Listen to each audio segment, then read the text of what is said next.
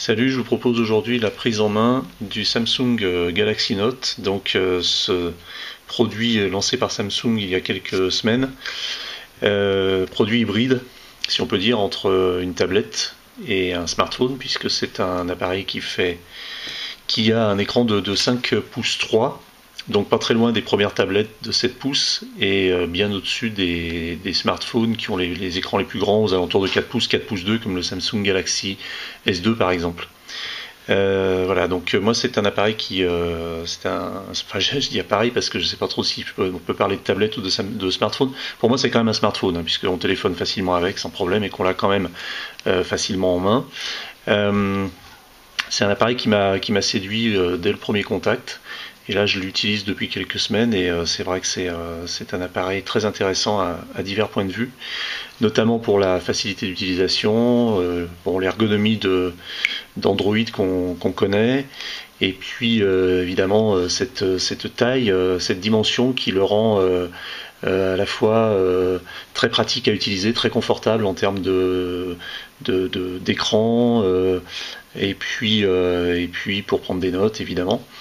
On connaît le système d'exploitation, donc c'est un appareil sous Android 2.3 Gingerbread, avec un processeur assez puissant, un GHz 4 dual core, écran donc 5 pouces 3 WXGA avec une résolution de 1280 par 800, Super AMOLED.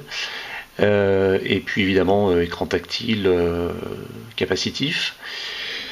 Alors, par exemple, ce qui est très pratique avec ce genre d'appareil, c'est d'aller sur Internet et de surfer sur les vrais sites sans avoir trop à zoomer, même si évidemment avec la résolution on est obligé de zoomer un petit peu. Voilà, donc là par exemple sur Le Point, donc Android par défaut affiche toujours quelle que soit la taille de l'écran, et c'est le cas aussi sur les tablettes, même les plus importantes, affiche toujours par défaut la version mobile des sites, ce que je trouve un petit peu ennuyeux.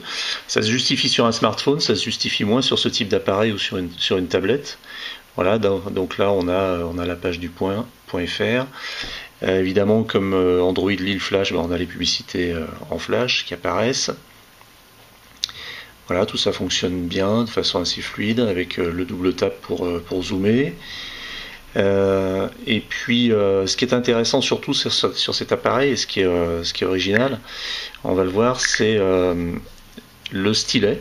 Voilà, c'est le grand retour du stylet. Donc Samsung réhabilite le stylet, mais un stylet un peu particulier, que Samsung a appelé S Pen et non pas Stylus, et en fait qui permet de faire pas mal de choses. Alors d'abord, les captures d'écran tout simplement, donc il suffit d'appuyer sur le petit bouton et un petit bouton sur la tranche du stylet, qui n'est pas toujours très facile à attraper d'ailleurs, et puis un appui prolongé sur un écran permet de faire une capture. Et ce qui est intéressant, c'est qu'après on peut éditer l'image directement qu'on vient de capturer. Donc ici par exemple on peut cropper ou simplement récupérer une partie de l'image en la cerclant comme ça, voilà, et puis on enregistre. Donc on récupère cette partie de l'image. Si je centre la visée, ça sera mieux. Voilà, et une fois qu'on a fait ça, on peut aller sur l'application MemoS, et on va récupérer l'image. Donc en fait, voilà, on va se mettre en mode édition. On va chercher l'image ici, photo.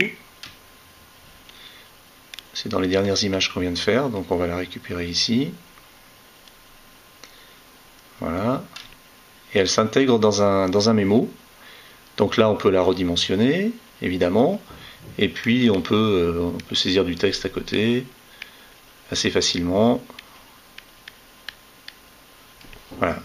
Et donc, on peut composer comme ça, à base d'éléments qu'on récupère sur l'écran de l'appareil, on peut composer des prises de notes, on va dire multimédia, avec du texte, de l'image, travailler sur des brouillons, travailler sur des croquis, etc.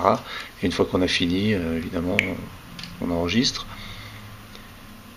Et puis donc l'autre partie du bloc-notes permet également, donc si on lance un nouveau bloc-notes, de créer à la volée du texte, en faisant attention de ne pas appuyer sur le bouton en même temps, sinon ça n'écrit pas. Voilà, et puis rapidement des petites notes comme ça. On peut travailler sur l'épaisseur du trait, le style de trait, voilà, et puis la couleur, et différentes options comme ça, la gomme. Voilà, donc c'est une fonction qui est bien faite, qui est bien pensée, qui est plus évoluée que ce qu'on avait pu voir sur le HTC Flyer, qui avait déjà inauguré un petit peu ce type d'application. C'est-à-dire qu'en fait, on est sur un appareil qui est en même temps complètement tactile, et donc évidemment qu'on utilise comme un appareil, comme un smartphone Android habituel, avec en plus cette petite couche supplémentaire qui permet de travailler sur des fichiers d'une façon un petit peu différente, graphiquement, à l'aide du stylet, du S Pen. Voilà, en termes de finition, c'est très bien fini, c'est un très bel objet, avec une surface un petit peu antidérapante derrière. Cela étant, c'est un petit peu comme sur le Samsung Galaxy S2, c'est un appareil très plat, très fin, léger, et qui a tendance parfois à échapper des mains, à glisser, ou à générer des faux clics parce qu'on va le rattraper et hop, on va appuyer volontairement sur une fonction. Voilà, en termes de comparaison, si vous voulez un petit peu par rapport à un iPhone, voilà ce que ça donne. Donc aussi plat et bien sûr bien plus imposant en termes de dimension. Et pour moi, c'est pas du tout rédhibitoire. Je l'utilise, je le mets dans une poche intérieure de veste, c'est plus fin qu'un portefeuille. Je le mets dans la poche de mon jean. J'ai même conquis les plus sceptiques en leur montrant que c'était tout à fait faisable.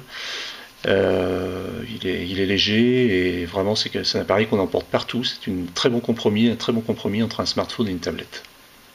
Voilà, ça Samsung Galaxy Note.